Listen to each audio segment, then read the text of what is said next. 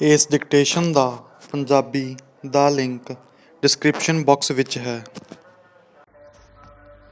Punjabi Tribune middle dictation speed 100 ਸ਼ਬਦ ਤੋਂ 110 ਸ਼ਬਦ ਪ੍ਰਤੀ ਮਿੰਟ ਸਟਾਰਟ। ਸਾਡੇ ਦਫ਼ਤਰ ਵਿੱਚ ਕੰਮ ਕਰਦੇ ਇੱਕ ਸਾਥੀ ਨੇ ਦਰਖਤ ਨਾਲ ਫਾਹਾ ਲੈ ਕੇ ਖੁਦਕੁਸ਼ੀ ਕਰ ਲਈ। ਡੰਡੀ ਕਾਰਨ ਸਿਰਫ ਇਕੱਲਾਪਣ।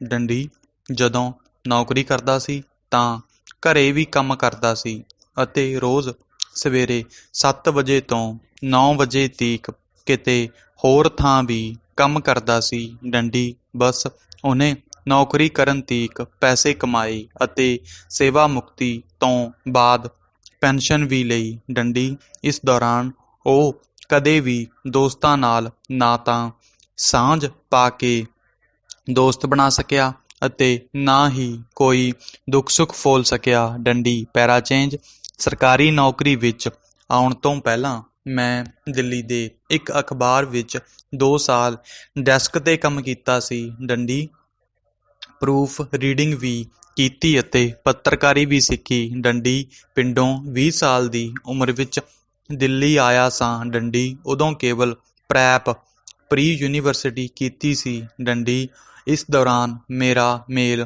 ਉੱਘੇ ਕਵੀ ਤਾਰਾ ਸਿੰਘ ਕਾਮਲ ਨਾਲ ਹੋਇਆ। ਡੰਡੀ ਉਹਨਾਂ ਮੈਨੂੰ ਉਦੋਂ ਸਮਝਾਇਆ ਸੀ ਕਿ ਤੂੰ ਪੱਤਰਕਾਰੀ ਸਿੱਖ ਲਵੇਂ ਕਿਉਂਕਿ ਭਵਿੱਖ ਵਿੱਚ ਇਸ ਦੀਆਂ ਸੰਭਾਵਨਾਵਾਂ ਬਹੁਤ ਹਨ। ਡੰਡੀ ਪੱਤਰਕਾਰੀ ਵਿੱਚ ਸਮਰੱਥ ਹੋਣ ਲਈ ਮਿਹਨਤ ਕਰਨੀ ਪਵੇਗੀ ਅਤੇ ਨਾਲ-ਨਾਲ ਪੜ੍ਹਾਈ ਵੀ ਕਰਨੀ ਹੋਵੇਗੀ। ਡੰਡੀ ਉਹਨਾਂ ਆਖਿਆ ਕਿ ਸਾਹਿਤ ਦੀਆਂ ਅਤੇ ਗਿਆਨ ਦੀਆਂ ਕਿਤਾਬਾਂ ਪੜ੍ਹਨੀਆਂ ਬਹੁਤ ਜ਼ਰੂਰੀ ਹਨ।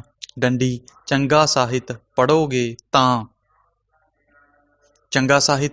ਪੜ੍ਹੋਗੇ ਤਾਂ ਉਹ ਤੁਹਾਡਾ ਰਾਹ ਦਸੇਰਾ ਵੀ ਬਣੇਗਾ ਅਤੇ ਜਿਹੜਾ ਵੀ ਕੰਮ ਕਰੋਗੇ ਉਹਦੇ ਵਿੱਚ ਸਮਰੱਥ ਹੋਣ ਲਈ ਰਾਹ ਵੀ ਖੁੱਲ੍ਹੇਗਾ। ਡੰਡੀ ਪੈਰਾਚੇਂਜ ਇਹਨਾਂ ਗੱਲਾਂ ਤੋਂ ਇਲਾਵਾ ਜਿਹੜੀ ਮਹੱਤਵਪੂਰਨ ਗੱਲ ਸਮਝਾਈ ਸੀ ਉਹ ਇਹ ਕਿ ਪਿੰਡ ਇੱਕ ਸੀਮਤ ਸਮਾਜ ਸੀ। ਡੰਡੀ ਦਿੱਲੀ ਸ਼ਹਿਰ ਇੱਕ ਸੰਯੁਕਤ ਸਮਾਜ ਹੈ। ਡੰਡੀ ਜਿਸ ਵਿੱਚ ਲਗਭਗ ਦੇਸ਼ ਦੇ ਸਾਰੇ ਰਾਜਾਂ ਤੋਂ ਲੋਕੀ ਰੁਜ਼ਗਾਰ ਆਏ ਹੋਏ ਹਨ। ਡੰਡੀ ਉਹਨਾਂ ਨਸੀਹਤ ਦਿੰਦਿਆਂ ਕਿਹਾ ਸੀ ਕਿ ਇੱਥੇ ਵਸਦੇ ਲੋਕਾਂ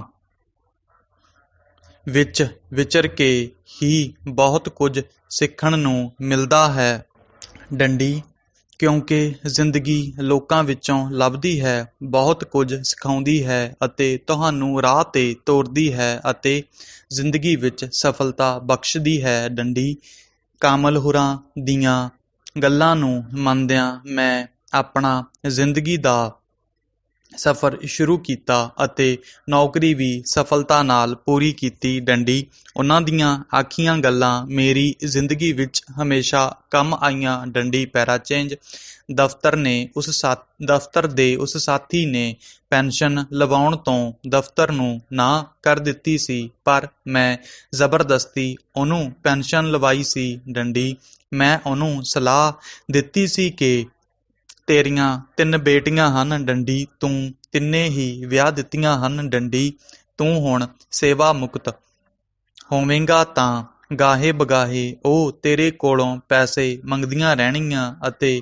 ਤੂੰ ਕਿਸੇ ਨੂੰ ਵੀ ਨਾ ਨਹੀਂ ਕਰ ਸਕੇਂਗਾ। ਡੰਡੀ ਇਸ ਲਈ ਜੇ ਤੂੰ ਉਹ ਸਾਰਾ ਪੈਸਾ ਬੇਟੀਆਂ ਵਿੱਚ ਵੰਡ ਦੇਵੇਂਗਾ ਤਾਂ ਵੀ ਤੇਰੇ ਕੋਲ ਆਪਣਾ ਮਕਾਨ ਹੈ, ਮਹੀਨਾਵਾਰ ਮਿਲਦੀ ਹੈ 25,000 ਰੁਪਏ ਪੈਨਸ਼ਨ ਹੋਵੇਗੀ। ਡੰਡੀ ਇਸ ਲਈ ਤੈਨੂੰ ਕਦੇ ਵੀ ਕੋਈ ਮੁਸ਼ਕਿਲ ਨਹੀਂ ਆਉਣੀ। ਡੰਡੀ ਅਸੀਂ ਦਫ਼ਤਰ ਵਿੱਚ ਕੰਮ ਕਰਦੇ ਦੋਸਤਾਂ ਨੇ ਉਹਨੂੰ ਸਲਾਹ ਦਿੱਤੀ ਸੀ ਕਿ ਸੇਵਾ ਮੁਕਤੀ ਤੋਂ ਬਾਅਦ ਤੈਨੂੰ ਇਕੱਲਾ ਹੋਣ ਕਰਕੇ ਕਿਉਂਕਿ ਕੁਝ ਸਮਾਂ ਬਾਅਦ ਹੀ ਉਸਦੀ ਪਤਨੀ ਦੀ ਮੌਤ ਹੋ ਗਈ ਸੀ ਅਤੇ ਬੱਚੇ ਵੀ ਦੂਰ ਰਹਿੰਦੇ ਸਨ। ਡੰਡੀ ਇਕੱਲਤਾ ਤੰਗ ਕਰੇਗੀ।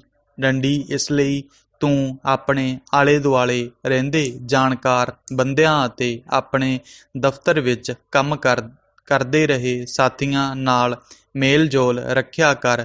ਉਹਨਾਂ ਨਾਲ ਮਿਲ ਕੇ ਇੱਧਰ ਉੱਧਰ ਦੀਆਂ ਗੱਲਾਂ ਕਰਕੇ ਆਪਣੇ ਇਕੱਲੇਪਣ ਨੂੰ ਦੂਰ ਕਰਿਆ ਕਰ ਡੰਡੀ।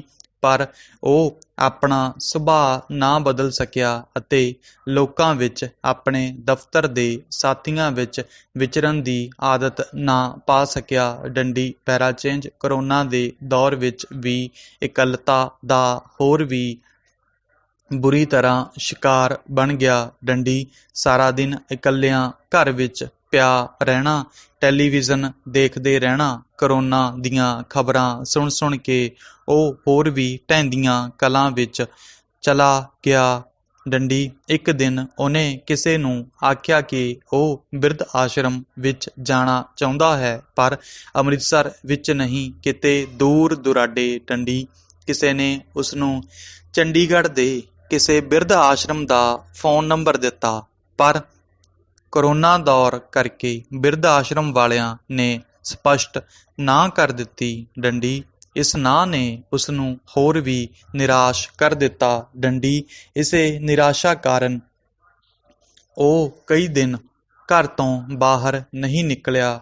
ਪਤਾ ਨਹੀਂ ਉਹ ਘਰ ਪਿਆ ਸੀ ਕੀ ਸੋਚਦਾ ਰਿਹਾ ਹੋਵੇਗਾ ਡੰਡੀ।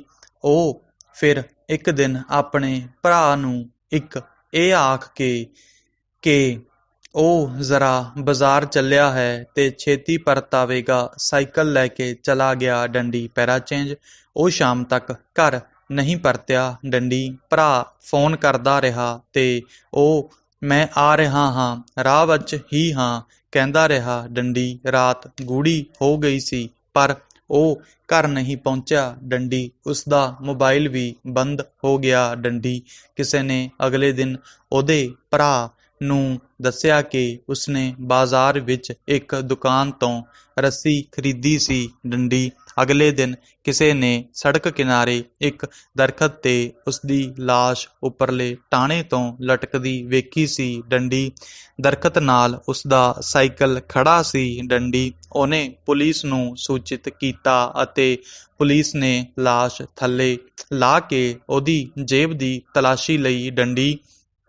ਉਹਨੇ ਜੇਬ ਵਿੱਚ ਪਾਏ ਕਾਗਜ਼ 'ਤੇ ਆਪਣਾ ਨਾਂ, ਆਪਣੇ ਭਰਾ ਦਾ ਫ਼ੋਨ ਨੰਬਰ ਤੇ ਘਰ ਦਾ ਪਤਾ ਲਿਖਿਆ ਹੋਇਆ ਸੀ ਡੰਡੀ। ਪੈਰਾਚੇਂਜ ਉਹਦੀ ਖੁਦਕੁਸ਼ੀ ਦੀ ਖ਼ਬਰ ਉਸਦੇ ਜਾਣਕਾਰਾਂ ਕੋਲ ਪਹੁੰਚ ਗਈ ਸੀ, ਪਰ ਕੋਈ ਵੀ ਵਿਸ਼ਵਾਸ ਨਹੀਂ ਸੀ ਕਰ ਰਿਹਾ ਕਿ ਉਹ ਖੁਦਕੁਸ਼ੀ ਕਰ ਸਕਦਾ ਹੈ ਡੰਡੀ।